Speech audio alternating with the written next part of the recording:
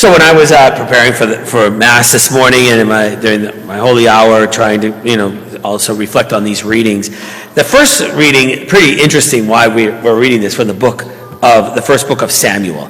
So just a little reminder, because I know I've sat in the pew many times, it's like I have no idea what they're talking about in that first reading, so we'll do just a quick little review of that. Because it's a story about the war Israelites had with the Philistines. Now, the Philistines obviously were a neighboring kind of group. They were polytheistic, had lots of gods, and this idea that they were encroaching and now they're at war with the Israelites. And it seems like this is a story where the Israelites lose, and then so they go and they get the Ark of the Covenant, sort of like we would say the tabernacle, but the Ark of the Covenant and the presence of God, and bring that to war, and they lose anyway. They lose again. That's how the story ends. It's like, okay, so what's the point, right? You lose twice, and you even call upon God. You bring God into the war, right? And it scares the Philistines completely because they're like, oh, wow, they've got God with them. And so they said, we got to fight even harder, and they fight even harder, and the Israelites lose again. So they lose twice. And then it says, thanks be to God. You read it, we said, the word of the Lord, and you go, thanks be to God, they lost twice. So what's the point of today's reading, of this section of the reading? And I think that one of the things we realize is that the story also picks in a small little detail that's in it, is that Eli, if you've been coming to Mass this past week, you know that Eli is one of there's the priests, and Samuel is in relationship with Eli, because when Samuel was born, then he was given to Eli because that was a promise, because Hannah was barren. So anyway, but that's beside this point. What's point more now is that in this story, all of a sudden, we see that Eli has two sons. And they were the priests, because the priest was hereditary at that time. So if your father was a priest, you became a priest, and you were in the priest in the cell. The only problem is, who are these two sons? Hophni and Phinehas. Who are these? The two sons were corrupt sons. All right, they were using their priesthood for their own benefit, and the idea of their position as priests. And so this idea that here now we see that also along with the prophecy of these two, of the priesthood of Eli, is that it would end. So that because of their misuse of God's judgment on them, that their priesthood can't continue because they're using and abusing their status as a priest, as priests. And so the judgment of God, and it said that there would be a new priestly house, not Eli's descendants. Well, the only way to do that, obviously, is that those two guys got to die, which is really what happens here. And there's a second part of the story. So what we have here is the consequences of infidelity. See, because it's not like the Israelites were faithful to God. They were unfaithful to God, and this is sort of the consequences of being unfaithful to God. And that's important.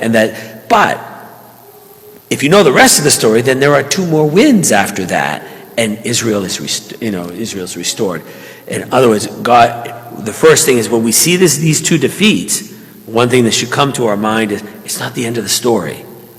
Because eventually God will begin to find favor with them, give them favor, and restore the good again. However, the only way to do that was to sort of the judgment and consequence on the evil that had to be purified, had to be cleansed. So this idea that the celebration comes. So with all of this, leave with 2 points. There you go, right? One is, they pull out the Ark of the Covenant for their own benefit, right? They were unfaithful to God, and sometimes, we do what we want in our life. We do anything we want, and then something happens like the defeat, or let's say, and all of a sudden we want to pull God out and say, we'll keep him safely over there until we're in trouble, and then we can pull him out and ask for something, as if he's like this lucky charm, and then we'll take him into war, and then we'll win. Right? And so God said, I'm not going to be used by that.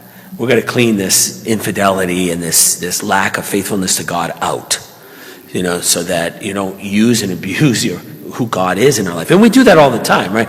And so a lot of times people say, I never pray until I need something. Then finally, for the first time, they pray.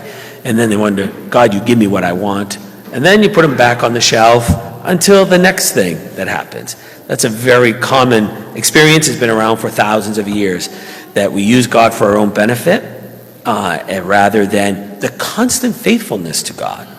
And you can imagine what it's like in your own relationship with people when you're a friend only when they need you, right? You know how that feels, right, in our own life. And you probably have had that. We grow up in school, we always know about being used, and like, hey, the only time I ever hear from you is when you want something from me, right? And that kind of, otherwise you totally ignore me. And then that could be true for God as well in our relationship with God. So first thing they did something the way they used and abused it. The second thing that's also important is that though they experienced 2 losses, it's not the end of the story.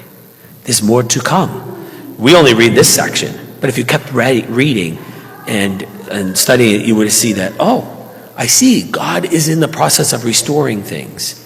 Sometimes, in terms of restoring things, you've got to kind of hit rock bottom, or you've got to be defeated in order to be able to understand what God is trying to do. And in terms of our faithfulness, because that's where we are as fair-weathered human beings, right? And sometimes we need a wake-up call, to call us back to God. We need something that will kind of wake us up. And that's what we're seeing happening here. That God is, and I think that for us, if we take a look at the history of even our church, lots of purification happening in times when we were unfaithful, and God calling us back. I think we're in the middle of that now, that in terms of the faith, is a time of purification and a time for us to kind of reassert, re-examine, and take a look at our faith and our relationship. But what's most important is when we experience a defeat, it's not the end of the story. It's not over. God has more to say about this.